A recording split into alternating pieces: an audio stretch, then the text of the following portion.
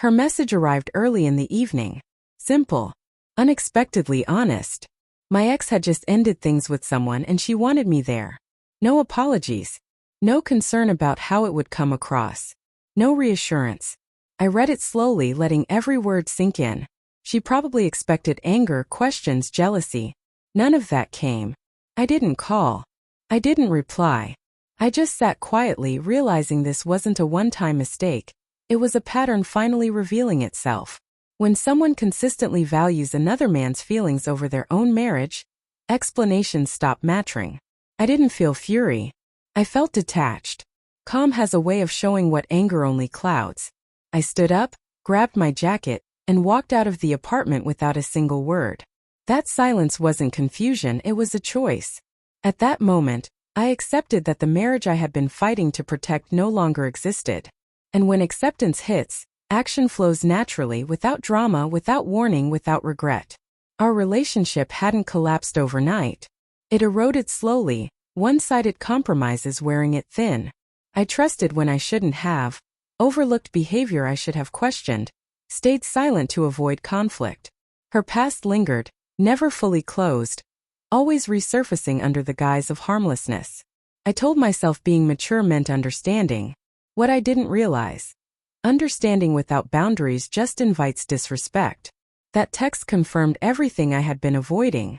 I didn't owe her an argument when her heart had already chosen someone else. I drove to the bank, calm and steady, hands steady, mind clear. I handled business responsibly and legally, ensuring I could stand on my own without doubt. Then I vanished. No calls. No explanations. This disappearance wasn't revenge. It was stepping away from confusion, manipulation, and a role I no longer agreed to play. Sometimes the strongest move is simply removing yourself from a story someone else is trying to write. For 2 days I stayed silent. Turned off notifications. Avoided familiar spots. Let the quiet reset me. Silence can be unsettling for people who rely on constant reassurance. I knew she'd notice eventually. I knew questions would come, but I wasn't ready to answer. I needed space where my decisions weren't debated or minimized. During those days, I reflected on all the times I'd stayed when leaving would have been healthier. Calm doesn't appear by chance. It comes when denial ends. I didn't feel lonely. I felt free from expectation.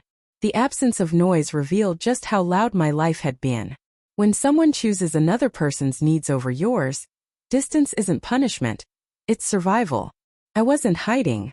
I was redefining myself outside a relationship that no longer respected me. Sometimes disappearing isn't abandonment. It's recovery. On the second night I went out, not to escape pain but to remind myself I existed beyond it. The music was loud. The lights unfamiliar. The crowd indifferent. That anonymity felt liberating. I wasn't proving anything. I was just breathing. That's when I ran into her best friend. Someone who had quietly listened to me for years without judgment. We talked honestly without expectation or hidden meaning. For the first time in a long time I felt seen without being questioned. It wasn't planned. Nothing about that night was. But calm tends to attract clarity. I smiled genuinely, not out of spite but relief. When you've been invisible in your own marriage for too long, even small moments of recognition feel grounding. That night wasn't rebellion. It was a reminder of who I had been before compromise became routine. The next morning my phone buzzed. "Where are you?" she asked. No apology, no concern, just confusion. I stared at the screen, noticing how quickly certainty had become uncertainty. I didn't write a long reply. I didn't explain. I sent one photo, a simple selfie from the night before. No captions, no commentary, just reality unfiltered. 15 minutes later, my phone blew up with calls and messages. Panic replaced composure. Suddenly she needed answers.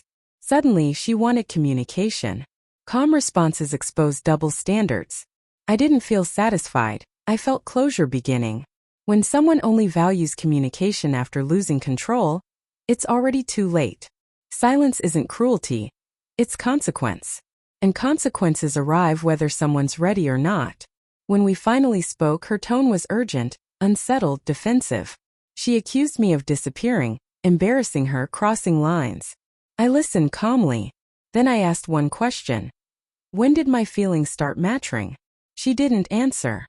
Instead, she explained her intentions, downplayed her choices, justified her absence. I didn't interrupt. I didn't argue. Calm doesn't have to dominate a conversation to be heard. I quietly said trust doesn't survive divided loyalty. She said I overreacted. I replied that I simply reacted honestly. There's a difference. Anger tries to control outcomes. Calm accepts them. That conversation didn't fix anything. Clarified everything. Sometimes clarity hurts more than confrontation. It leaves no room for excuses, and excuses were all she had left. After that, I stopped explaining myself to anyone. Friends asked questions, I gave short answers. I focused on rebuilding stability, routine, and self-respect. I realized how much of myself I had put on pause waiting for someone else to fully choose me. Calm isn't emotional distance. It's emotional ownership. I wasn't proud of disappearing, but I wasn't ashamed either. I did what I needed to survive with dignity. Walking away didn't make me heartless. It made me honest. Peace slowly replaced anxiety permanently. I learned that loyalty shouldn't be negotiable, and respect should never be requested.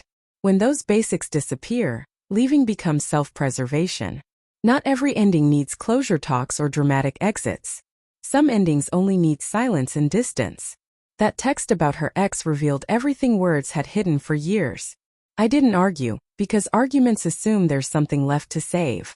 I withdrew, disappeared, chose clarity over chaos.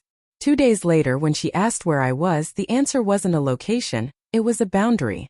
Sometimes the calmest response delivers the loudest message. I didn't win anything.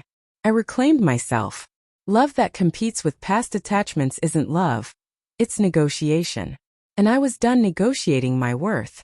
Silence, distance, and decisive action closed a chapter that had stayed open too long. If there's one lesson in this story, it's simple. When someone shows you where you stand, believe them the first time. Then act accordingly, calmly, firmly, and without looking back.